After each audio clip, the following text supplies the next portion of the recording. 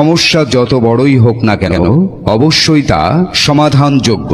আপনার সমস্যাগুলো কি কি?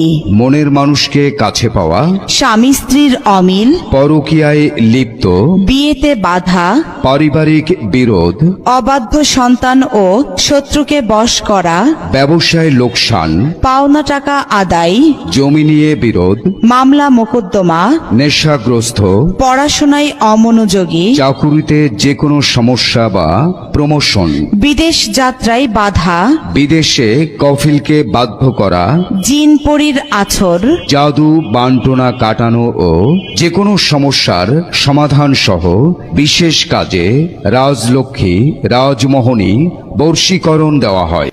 1 থেকে 7 দিনে সমস্যার সমাধান।